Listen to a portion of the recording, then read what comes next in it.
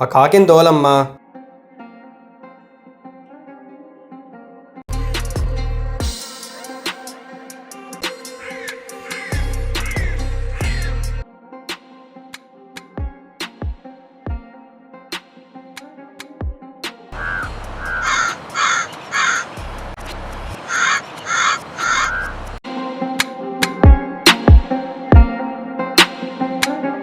అమ్మా కాకిని తోలచ్చు కదా.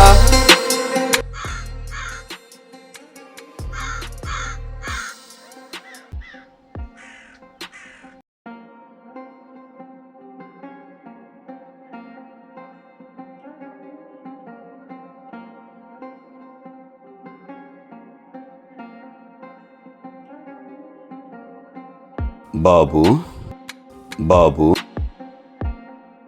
బాబు రే ఒక నిమిషం ఆగు. ఒక ముద్ద అన్నం పెట్టమ్మా, చాలా ఆకలిగా ఉంది. అన్నం తిని ఒక రోజు అయ్యింది. ఎవరు?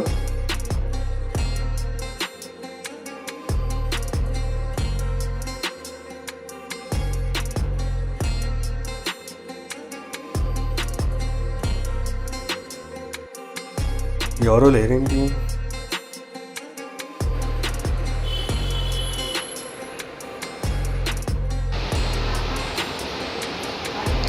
నాన్నగారు, 2 రోజుల నుంచి కాకి ఆపకుండా అరుస్తోంది.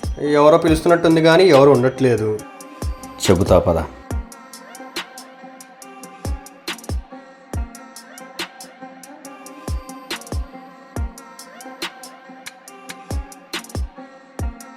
రేపు తాతయ్య గారి తిది.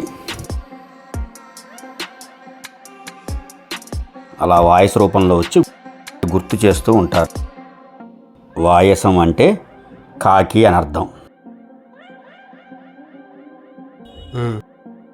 అలాగే రకరకాల రూపాల్లో వచ్చి మనకి గుర్తు చేస్తూ ఉంటారు.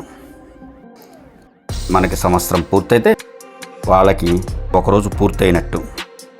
అందుకే దానిని తత్దినం అంటారు.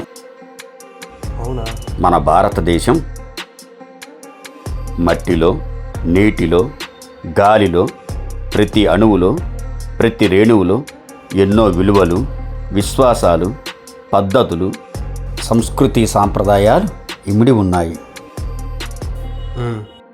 మనం వదిలే తిరోధకాలు వాళ్ళ దాహాన్ని తీరుస్తాయి. మనం పెట్టే ఒక అన్నం ముద్ద వాళ్ళ ఆకలి తీరుస్తుంది. అందుకే వారు రకరకాల రూపాల్లో వచ్చి మనకు గుర్తు చేస్తూ ఉంటారు. కంగారు పడవలసిన అవసరం లేదు.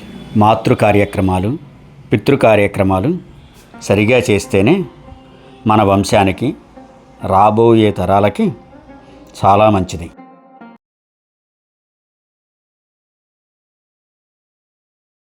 అందరూ వచ్చి నమస్కారం చేసుకోండి.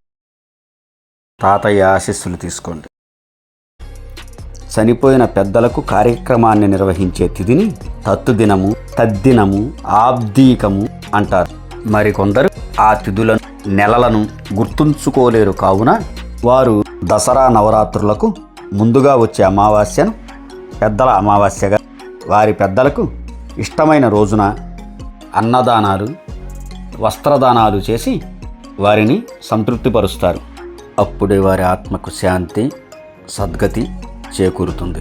జన్మనిచ్చిన తల్లిదండ్రులు బ్రతికున్నా లేకపోయినా వారిని మనం గౌరవిస్తే మన పిల్లలు అది చూసి మనల్ని గౌరవించడం నేర్చుకుంటారు.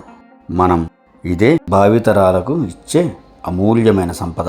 భారతదేశం వేదాన్ని, విజ్ఞానాన్ని, విషయ పరిజ్ఞానాన్ని, విద్యని, వైద్యాన్ని, సంస్కృతి సాంప్రదాయాలను, ఆచార వ్యవహారాలను తెలియచేసింది. కాబట్టే ప్రపంచ దేశాలు భారతదేశాన్ని విశ్వగురువుగా గౌరవిస్తున్నాయి.